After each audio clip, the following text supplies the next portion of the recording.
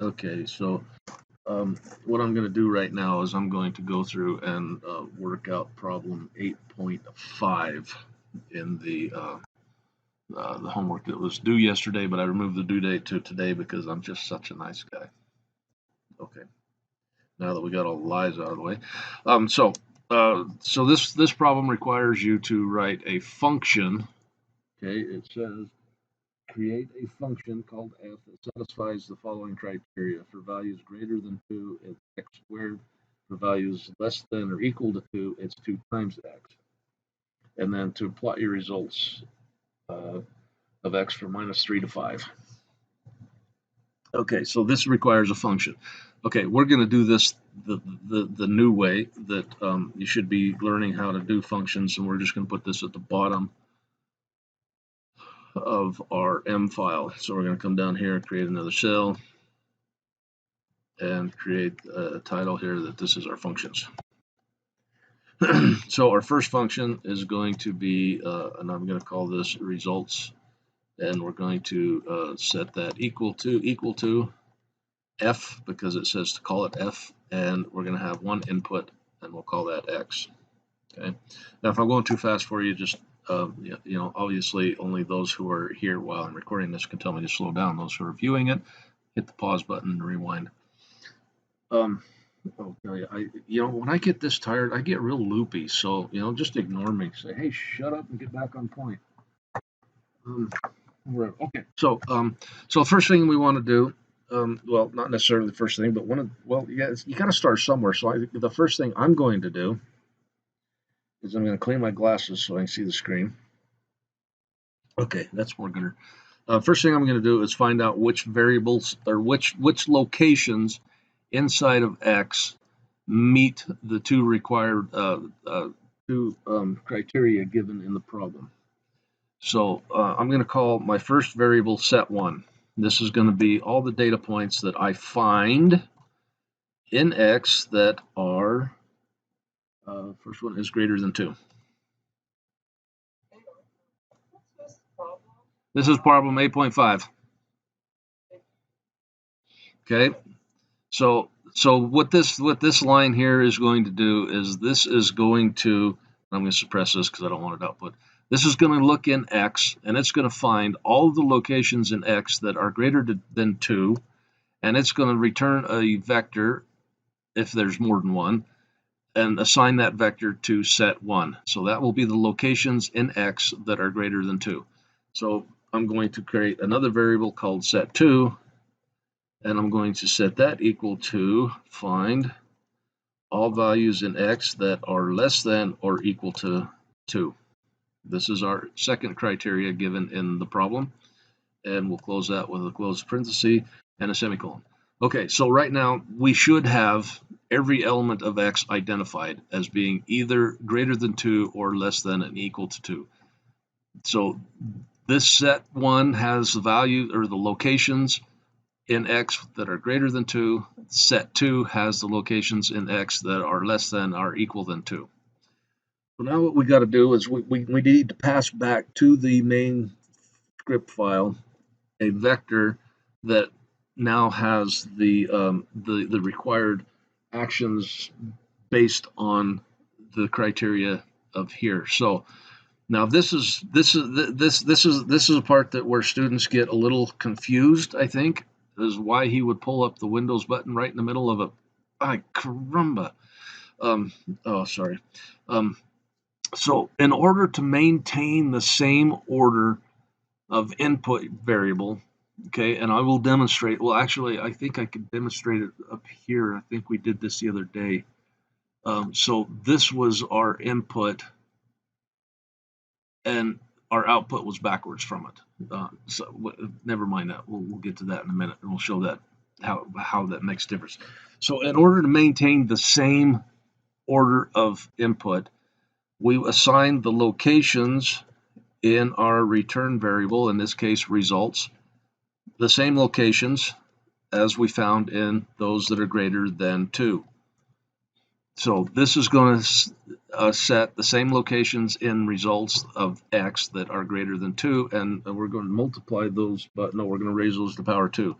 So we're going to take x of set 1 and do a dot raise 2. And we're going to suppress that output.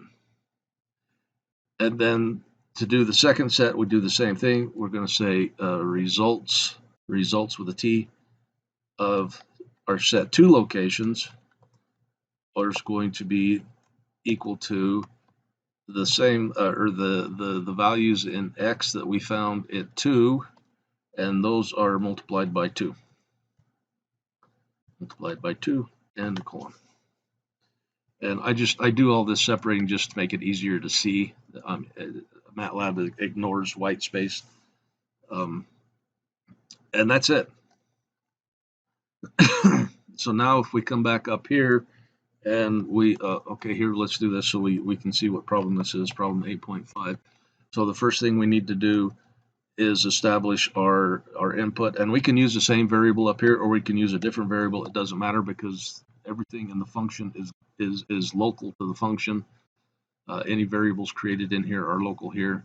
So we're just gonna create P and go from -3 to 5, and we're gonna say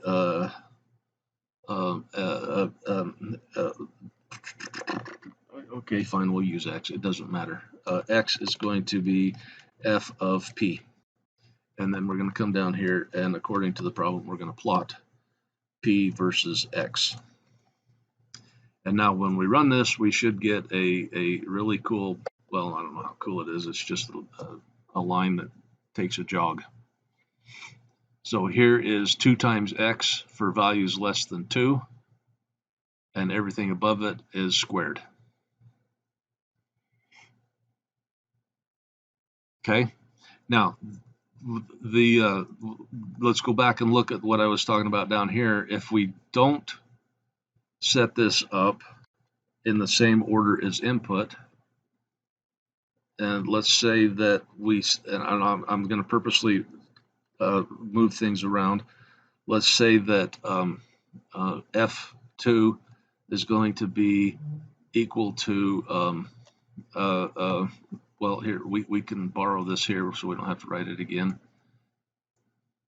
Our set 2 times 2, and then we'll go F1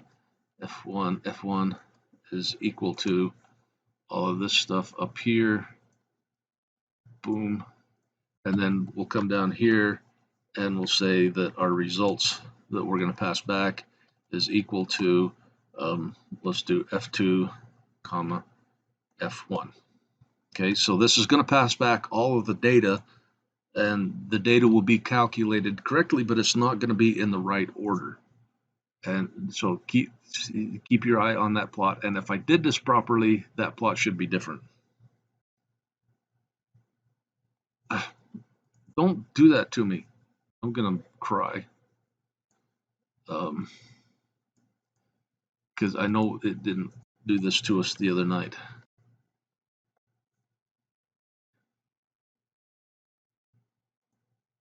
Oh, it's up here. We got to run. There we go.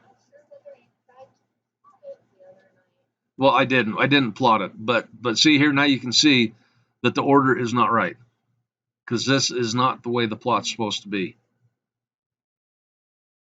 My problem was I was trying to run the function and not the actual code up here. Sorry, I'll chalk that up to insanity due to the lack of sleep. So, but if we go back to maintaining the proper order, oops, Control Z, we'll Control R and then do a Control T and a couple T's because I overkilled. And we come up here and run this. Now this is what the plot is supposed to look like. So that's why it's I teach that it is best to maintain the order of your input, because if you don't get these lined up right, and and it could be too that here let's do this. Let's comment these out. Let's comment this out of the T, and we'll put these back in the right order so that they, at least in this instance, they work. Let's do a CLF, clear the plot, and we run this. Okay, so now because I've rearranged it so that these are actually in the order, but now let's say for some reason we were the data we collected wasn't so linear. Let's say that P was equal to, let's say we had a value of 3, then 1, then 5, 6, 7, 2, 1, minus 1, it's 4, 1. Okay. Now let's compare these two plots. So here's the first plot. Boy, that's lovely, isn't it? And that's because it took all of the first values, the ones that are multiplied by 2, and then it put behind it the ones that were squared. And that's um, uh, obviously it's not in the same order. So if we, I hope I'm not confusing the bejeemies out of everybody. So quit running the function. Come up here and run this. Boom. Okay, it's still an ugly plot, but it's more ordered.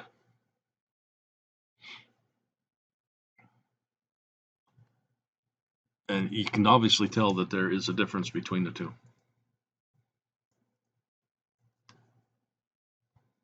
Okay.